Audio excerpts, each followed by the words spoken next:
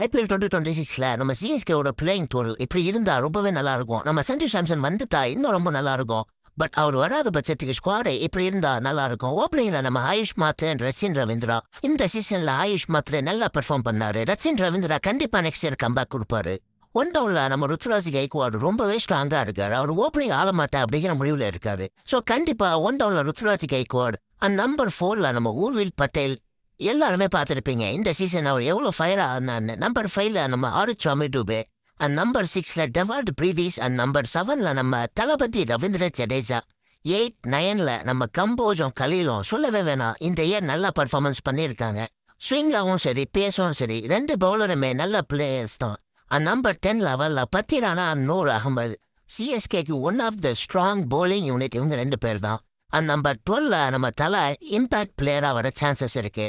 Suppose அவருக்கு அந்த injury recover ஆகாட்டி next year அவர் ஆடுவாரா ஆடமாட்டாரா அப்படிங்கிற நியூஸ் தெரியல. வெயிட் பண்ணி பார்ப்போம். ஒருவேளை நம்ம தலை இன்ஜுரியிலேருந்து ரெக்கவர் ஆகாட்டி கண்டிப்பாக அவர் நெக்ஸ்ட் இயர் ஐபிஎல் ஆட மாட்டார் இருந்தால் நிறைய சோர்ஸஸ் சொல்லிட்டு இருக்காங்க. சப்போஸ் நம்ம தலை நெக்ஸ்ட் இயர் ஆடாட்டி விக்கெட் கீப்பர் அண்ட் ஃபினிஷிங் ரோலில் டோனவன் ஃபெரேரா ஒரு நல்ல பிளேயராக இருப்பார். டிசியில் அவர் பிளேயிங் லெவலில் ஆடாமல் அவர் சும்மா தான் இருக்காரு. அவரை ட்ரேட் பண்ணாங்கன்னா சிஎஸ்கேக்கு அது ரொம்பவே ஹெல்ப்ஃபுல்லாக இருக்கும்.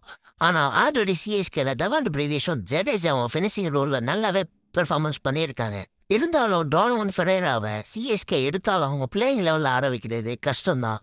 ஆல்ரெடி ரச்சின் ரவீந்திரா, நூர் அகமது, பத்திரானா, பிரேவிஸ்னு 4 ஃபாரின் பிளேயர் இருக்காங்க. டோனவன் ஃபெரேரா ஆடுறது டவுட்டு தான். ஸோ அவரை ட்ரேட் பண்ண சான்ஸும் கம்மி தான்.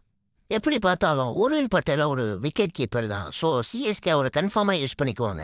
ஸோ கண்டிப்பாக நெக்ஸ்ட் இயர் நம்ம சிஎஸ்கே நல்லாவே பெர்ஃபார்மன்ஸ் பண்ணுவாங்கன்னு எல்லா ஃபேன்ஸும் எதிர்பார்த்துட்டு இருக்காங்க. இந்த ஒரு யங் ஸ்குவாடை வச்சு நம்ம ருத்ராஜ் கைக்வாட் நெக்ஸ்ட் இயர் என்ன பண்ணுறாருன்னு பார்ப்போம். ஆல்ரெடி நம்ம தலையும் அதுதான் சொன்னார். இந்த சிஎஸ்கே யங் ஸ்குவாடை நாங்கள் நல்லாவே செட் பண்ணி வச்சுருக்கோம். நெக்ஸ்ட் இயர் ருத்ராஜ் கைக்வாடுக்கு இது ரொம்பவே யூஸ்ஃபுல்லாக இருக்கும். அவர் நிறைய சேஞ்சஸ் பண்ண தேவையில்ல அப்படிங்கிற மாதிரி சொல்லியிருந்தாரு.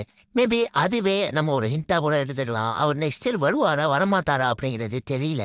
வெயிட் பண்ணி பார்ப்போம் நெக்ஸ்ட் இயர் என்ன ஆக போகுதுன்னு.